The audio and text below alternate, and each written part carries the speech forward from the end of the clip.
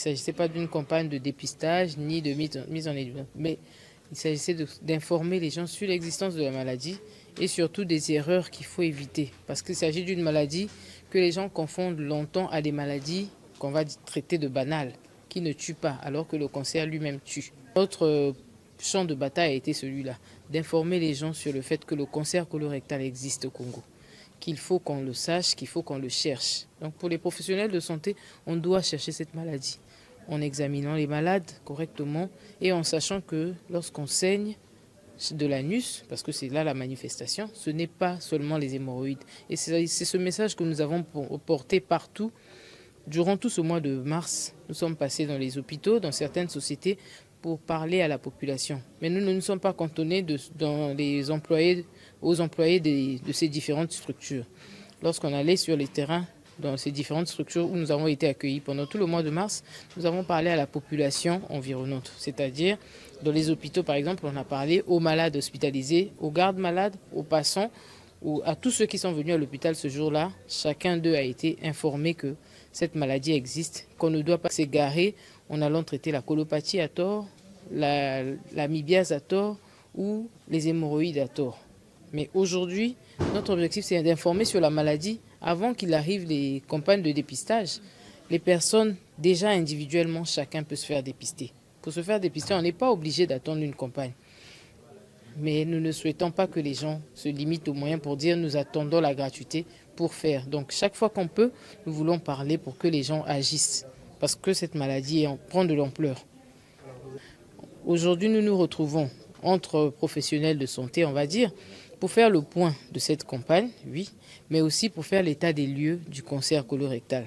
C'est-à-dire avoir une idée, parce que nous n'avons pas de données précises sur le cancer colorectal au Congo. On vous dira en France qu'il y a tant de nouveaux cas et chaque année, qu'il y a tant de décès dus à ce cancer. Chez nous, nous avons des chiffres approximatifs parce que ce sont des données de certaines structures. Il n'y a pas de données nationales. L'objectif, c'est qu'à long terme, aussi bien que nous voulons atteindre une forte information de la population, nous voulons atteindre un fort taux de dépistage, nous voulons aussi avoir des données nationales. Donc pouvoir réaliser des études qui nous permettent de dire qu'il y a tant de nouveaux cas de cancer au Congo et que cela soit démontré par des études. Donc pour en arriver là, il nous faut faire le point. Des petites études qui sont déjà menées, des différentes actions que chacun mène dans son coin sur le cancer colorectal. Nous allons nous mettre ensemble pour décider des différentes procédures que nous pouvons adopter pour lutter contre ce cancer de façon efficace, mais ensemble. Nous parlons des manifestations de la maladie, que les gens ne connaissent pas toujours. Le cancer colorectal se manifeste par des signes qu'on rattache à tort à la colopathie, donc notamment la constipation, la diarrhée. Les gens vont penser qu'il s'agit de la colopathie. Non. Elle se manifeste aussi par des saignements à nous. Chaque fois qu'une personne saigne au Congo, on pense que ce sont les hémorroïdes, la maladie hémorroïdaire. Donc le cancer colorectal peut ainsi se manifester. Donc nous voulons interpeller la population pour qu'on sache que lorsqu'on saigne de l'anus, il ne faut pas prendre soi-même un médicament et traiter ou aller en pharmacie pour dire je souffre des hémorroïdes. Il faut se faire examiner par un professionnel de santé, un médecin qui peut vous dire de quoi il s'agit, qui peut demander des examens complémentaires pour savoir s'il ne s'agit pas d'un cancer colorectal. Pourquoi? Parce que le cancer colorectal va tuer. Mais l'hémorroïde qu'on aura traité à tort ne tuera pas le patient. On ne meurt pas des hémorroïdes, mais on va mourir du cancer colorectal qu'on a omis de traiter.